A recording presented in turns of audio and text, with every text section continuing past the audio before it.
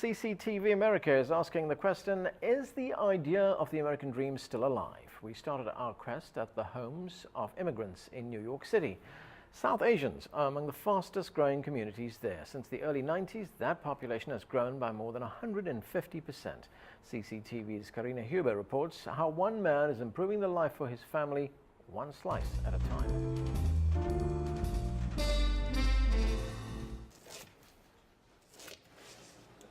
It's lunchtime at the F&F 99-cent slice pizza in New York City's East Village. Business is brisk. The year-old store is owned by Alam Mazumdar, an immigrant from Bangladesh. He owns two other 99-cent pizza stores. I came in this country in 1993. I worked for Domino's Pizza, that time.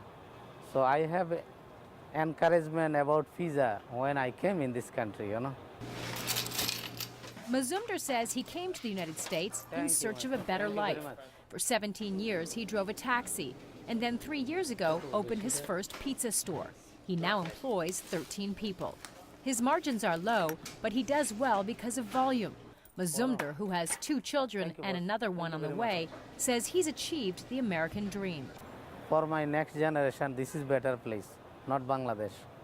Bangladeshis began arriving in New York City in large numbers in the early 1990s. That's when a new visa lottery made it easier and cheaper for them to come here. And many of them settled in this borough, Queens, which is one of the most ethnically diverse areas in the world.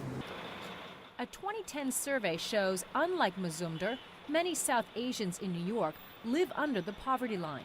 15% of them are on public assistance. Roughly half have college degrees, but only 8% work in a professional or technical field.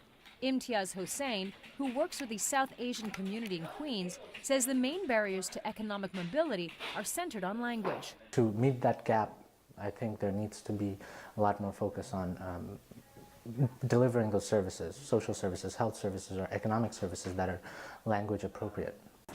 As many immigrants, Mazumdar has dreams for his children. He plans to send them to good schools so they'll become professionals like doctors or lawyers and not have to work as a taxi driver or a pizza vendor. Karina Huber, CCTV, New York.